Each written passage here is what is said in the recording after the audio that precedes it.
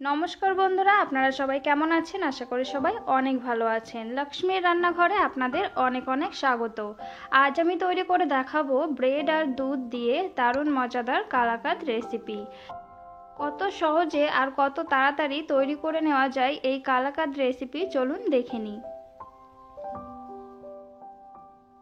এখানে আমি একটা কড়াইতে আধা লিটার থেকে একটু বেশি দুধ নিয়ে নিয়েছি। এবার এই দুধটাকে আমি প্রথমে ভালো করে জাল করে নেব।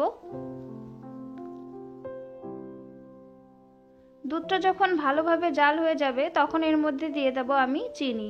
এখানে আমি বড় চামচের 1 চামচ চিনি ব্যবহার করেছি। আপনারা আপনাদের পছন্দ মতো যেমন মিষ্টি খেতে পছন্দ করেন সেই হিসেবে কিন্তু চিনিটা দিয়ে নেবেন। এবার আমি এখানে আগে থেকে একটু ঠান্ডা দুধ তুলে রেখেছিলাম, তার মধ্যে দিয়ে দেব 1 চামচ কাস্টার্ড পাউডার। কাস্টার্ড পাউডারটা দিয়ে দুধের মধ্যে ভালো করে মিশিয়ে নিতে হবে। এখানে যদি আপনাদের কাছে কাস্টার্ড পাউডার না থাকে তাহলে কিন্তু দেওয়ার কোনোই দরকার নেই। এর পরিবর্তে আপনারা ফুড কালার বা একটু কেশর দিয়ে দিতে পারেন। দুধটা যখন ভালোভাবে ফুটে একটু কম হয়ে আসবে তখন এখান থেকে আমি একটুখানি দুধ তুলে রাখবো। এই দুধটা কিন্তু আমাদের পরে লাগবে। এবার আমি এই দুধটাকে আরও একটু সময় জাল করে নেব। এখানে আমি দুধের যে সরটা হয় সেই সর নিয়ে নিয়েছি। এখানে 2 থেকে 3 চামচ মতো এখানে দুধের সর রয়েছে। এবার আমি ওই দুধের মধ্যে দিয়ে দেব 2 চামচ মতো মিল্ক পাউডার। মিল্ক পাউডারটা দিয়ে একটু নাড়াচাড়া করে ভালো করে মিশিয়ে নেব। এবার যে দুধের সরটা আমি আগে থেকে তুলে রেখেছিলাম সেই দুধের সরটা এর মধ্যে দিয়ে দেব। এতে কিন্তু এই কালাকাঁদের স্বাদটা অনেক গুণ বেশি বেড়ে যাবে। এবার দিয়ে দেব যে কাস্টার্ড পাউডারটা আমি গুলিয়ে রেখেছিলাম সেই কাস্টার্ড পাউডারটা। এটা কিন্তু দুধটাকে গাঢ় করতে সাহায্য করে আর কালারটাও কিন্তু খুব সুন্দর আসে।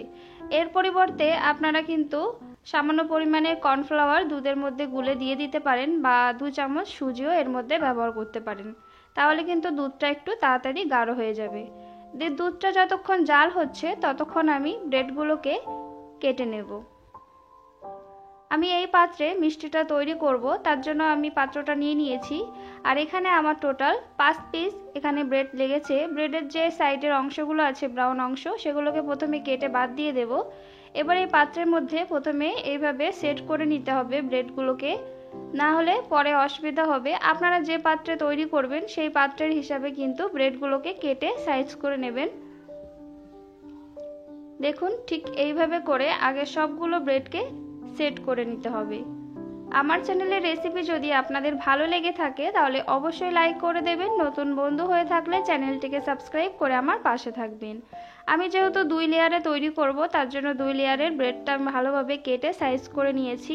আর এখানে দেখুন এই রাবড়িটা কিন্তু একদম তৈরি হয়ে গেছে, অনেকটা গাঢ় হয়ে গেছে। ঠান্ডা হয়ে গেলে কিন্তু আরও বেশি গাঢ় হয়ে যাবে। এই পর্যায়ে আমি গ্যাসটাকে বন্ধ করে দেব আর এটাকে একটা পাত্রে নামিয়ে নেব। এবার যে রাবড়িটা তৈরি করে রেখেছিলাম সেই রাবড়িটা আমি যে পাত্রের মধ্যে মিষ্টিটা তৈরি করব তার নিচে প্রথমে এইভাবে একটু দিয়ে দেব। অল্প পরিমাণে দিলেই হবে, নিচে নিচে কিন্তু বেশি দেওয়ার দরকার নেই। এবার যে ব্রেডটা আমি কেটে রেখেছি সেই ব্রেডগুলোকে এর উপর সাজিয়ে দেব। বন্ধুরা এইভাবে একবার এই কালাকাঁদ রেসিপিটি তৈরি করে খেয়ে দেখবেন। বানাতেও যেমন কম সময় লাগে আর খেতেও কিন্তু দুর্দান্ত লাগে। যদি বাড়ি অতিথিরা চলে আসে তখন কিন্তু এই মিষ্টির রেসিপিটা আপনারা তৈরি করে দিতে পারেন, তারাও কিন্তু খেয়ে খুবই প্রশংসা করবে। দেখুন আমি ঠিক এইভাবে করে ব্রেডগুলোকে সেট করে নিচ্ছি। এবার এর উপর দিয়ে যে লিকুইড দুধটা আমি নামিয়ে রেখেছিলাম সেই লিকুইড দুধটা কিন্তু দিয়ে দেব। আর এটা কিন্তু অবশ্যই দিতে হবে, না হলে কিন্তু মিষ্টিটা খেতে বেশি ভালো লাগবে না। এবার এর উপর দিয়ে আমি আবার সেই রাবড়িটাকে দিয়ে দেব। রাবড়িটা ভালোভাবে দিয়ে এর উপর দিয়ে আবার ব্রেডগুলোকে দিয়ে দেব। এই প্রসেসটা আমি 2 বার করেছি, আমি 2 লেয়ারের করেছি। আপনারা আপনাদের পছন্দ মতো কম বেশি করে কিন্তু করতে পারেন। এবার আমি এর উপরে সেই লিকুইড দুধটা আবার দিয়ে দেব। লিকুইড দুধটা কিন্তু অবশ্যই দেবেন, না হলে কিন্তু এই কালাকাঁদটা খেতে অতটা সুন্দর লাগবে না। লিকুইড দুধটা আমি দিয়ে দিয়েছি। এবার এর উপর দিয়ে আবার সেই রাবড়িটাকে দিয়ে দেব।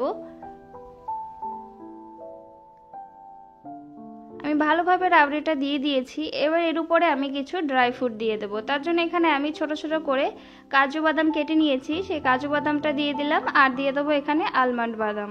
এই দুটো বাদামই আমি এখানে ব্যবহার করেছি। আপনারা আপনাদের পছন্দ মতো যে কোনো ড্রাই ফ্রুট কিন্তু এর মধ্যে দিতে পারেন।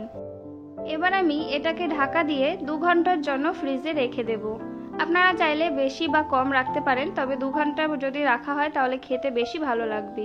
2 ঘন্টা পর এটাকে আমি বের করে একটু কেটে দেখাচ্ছি। দেখুন এটা কতটা সুন্দর হয়েছে, দেখতে যতটা সুন্দর খেতে কিন্তু তার থেকেও বেশি ভালো লাগে। বাইরে থেকে দাম দিয়ে কিনে না নিয়ে এসে এইভাবে ঘরে একবার তৈরি করে খেয়ে দেখবেন, আশা করি অনেক ভালো লাগবে। তৈরি হয়ে গেছে ব্রেড দিয়ে কালাকাদ রেসিপিটি যদি আপনাদের ভালো লেগে থাকে তাহলে অবশ্যই লাইক করে দেবেন। নতুন বন্ধু হয়ে থাকলে চ্যানেলটিকে সাবস্ক্রাইব করে আমার পাশে থাকবেন। তাহলে আজ এই পর্যন্ত। ভালো থাকবেন, সুস্থ থাকবেন। আবার চলে আসবো পরবর্তী রেসিপি নিয়ে। ততক্ষণে সাবধানে থাকবেন।